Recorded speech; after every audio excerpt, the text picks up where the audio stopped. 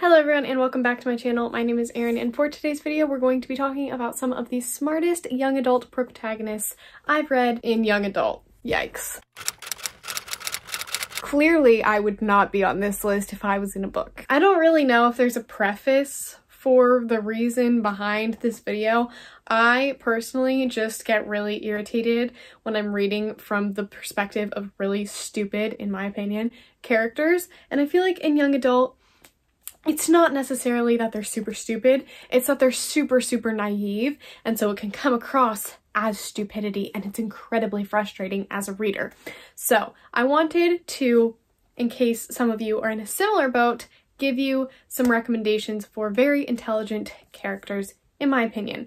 I am not that smart, so probably you should take this with like a block of salt. Let's talk about them. So I have two manga series that I'm going to mention, but I'll save those for the end in case you're not interested in manga. We'll talk about the traditional novel style books. So the first one that I have to recommend, I feel like if you've been watching my channel for a decent amount of time, this will come as no surprise to you because I always describe not only these characters as very intelligent, but just the way that this story is crafted also is just super smart in my opinion and strategic, and that is Ender's Game by Orson Scott Card. This is a science fiction about this kid named Ender. He is the third child of this family. He gets bullied a lot because he's the third child and that's not really supposed to be a thing. Basically in this world you have two children generally, and they are sent away to this like academy type thing because the world is very vulnerable to falling in the hands of aliens and they're fighting these aliens off, and so they need the youth of the world to help destroy them. And so if your two kids aren't like smart enough or good enough, I guess, in a sense, which sounds super harsh, then you are allowed kind of by the government to have a third child and see if that kid can like do any better, be any more successful. So that's kind of what happens in Ender's case anyway, and I think it's because his parents were already like intelligent. The government decided that they like should procreate and that their third child might have a chance at being successful with what they want him to do. So Ender ends up getting called up and he has to like fight these aliens, and he ends up like moving through these ranks super duper quickly. Anyway, he moves through this super quickly because he is so intelligent, and he comes up with so many strategies that are so intelligent and like mind-boggling, and all of the adults in this book are like, we're just gonna let him do his thing because he seems like he's got it down pat. So we're kind of just gonna like not give him any direction and see what he can come up with. I haven't read this book in a really long time. I need to do a reread of it soon. Hopefully this month. I didn't put it on my TBR, but I should have. Loved this book, and it was in large part due to Ender's intelligence and strategy and ability to come up with strategy and his creativity. I love Ender. This is one of my favorite books of all time. Then a book that I read last year was A Good Girl's Guide to Murder by Holly Jackson. If you've been here since I read this last year, then you would know how I feel about this book. It's one of my favorites. It's definitely my favorite thriller that I've ever read. It's just so good, and the main character in this is also just so intelligent. This book is following a girl named Pippa. Everybody calls her Pip, and for her senior high school like thesis project type of thing, I think it's called a capstone project, don't quote me on that, she decides to investigate this cold case that happened in her town a few years ago, where I guess it's not really a cold case, they found out what happened, but Pippa doesn't think that that's actually what happened. She thinks that the police got it wrong, the investigators got it wrong, and she decides to investigate this because what happened was many years ago, not many, but like 5 years ago, this guy and this girl who were dating, Sal and Andy. Andy ended up going missing, and 2 days after Andy ended up missing, Sal ended up committing suicide. And I use quotes because Pippa in the book doesn't think that he committed suicide, she thinks that he was murdered. So she reinvestigates this and finds out the police did get it wrong, completely wrong. She has to kind of like fit all of the puzzle pieces together and determine what actually happened, and she's just a mastermind for being able to do it, in my opinion, because there are a lot of little missing pieces. And I was just like so blown away. Ravi, who is kind of like her sidekick in this book, is also super, super intelligent. But I think that Pip really takes the lead on this and is the smarter of the two of them. Not to like say that Ravi is less intelligent. It's just like we're in her perspective. So we kind of see everything unraveling from her perspective and find her putting all these pieces together. Ravi's not as hands-on as Pippa. So anyway, I loved this. It was so good. I think you all know that I loved this, but in case you didn't, I love this. The next one I have to recommend is one that I read late last year, I think in like October, maybe September or October, and that is A Study in Charlotte by Brittany Cavallaro. I'm not sure how you pronounce her name. I'm so sorry. This is following the descendants of Sherlock Holmes and Watson. This is at a private boarding school, and basically it's like a new Sherlock Holmes, but her name is Charlotte, and Jamie Watson. And they solve mystery cases together.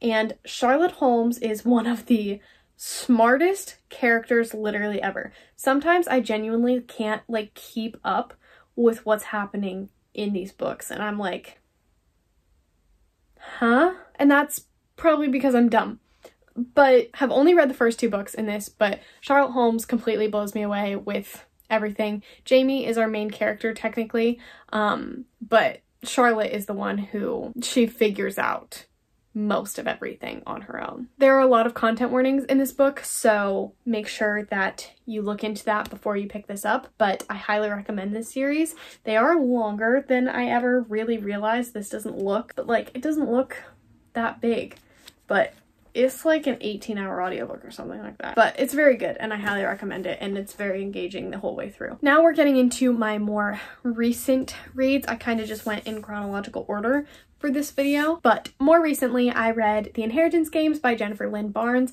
and literally the main character and the four boys in this book are all so smart, it's mind-boggling. This book is filled with riddles, which is something that I so enjoyed reading, and I often like couldn't figure it out, and I thought that they were gonna go in like so many different directions and it didn't, and I was so wrong. Our main character, Avery Kylie Grahams, is a high school student who is kind of pretty much living in her car. She doesn't know who her dad is, and her mom died a little while ago, and so she's living with her sister and her abusive boyfriend. And so she kind of like lives with them, but also kind of lives in her car when she needs to get away. And she basically gets approached at school, or gets called into the principal's office at school, and they're like, hey, you're in the will and you have to be at this will reading. And she's like, I've never even heard of this guy before. What are you talking about? So she goes to this will reading. Turns out she's an heiress and has just inherited $46.2 billion from a man she never even knew. And so throughout the course of this book, her and these four boys, who are the grandsons of this man that inherited her all of this money, are trying to figure out why this money went to her, what the relationship was between them. And yeah, I loved this book, and the boys in this book are so intelligent. Like some of them, like they have different awards for everything and patents, and it's insane. I can't wait for the sequel of this. It comes out in September. This one came out last year, and it's, oh, if you liked Knives Out, I also would recommend this. The last traditional novel that I have to recommend in this video is Kingdom of the Wicked by Carrie Maniscalco. And it's not that Amelia, who is our main character, is super duper smart. It's more so like how cunning she is, which obviously takes a level of intelligence. But basically what happened in this book is Amelia and her twin sister Victoria are witches, and they come from witches, and that only passes through like the female bloodline. So their mom is not a witch, but their grandma is, and witches are kind of looked down upon in this world. This book takes place in Italy, by the way, which was a super fun setting for this book. Amelia finds her sister Vittoria dead, and she tries to figure out who killed her, and she ends up calling on one of the 7 princes of hell named Wrath to help her figure out who killed her, why she was killed, and why they are killing a bunch of other witches as well. First of all, the love interest Wrath in this book, 10 out of 10, one of my new book boyfriends. So like maybe don't read it so I can keep him for myself. Thank you. Vittoria ends up tricking a couple of the princes of hell in this book, and it's honestly hilarious because they're like, you can't trick me. You're just like a witch. You're immortal. There's no way that you can trick me who am, I'm immortal. You've got nothing on me. And then she ends up tricking them and they're like, that's not gonna happen again. That was something, I mean, I love this whole book. It's basically like a fantasy murder mystery, which was really, really fun. And like I said, the romance was swoon-worthy.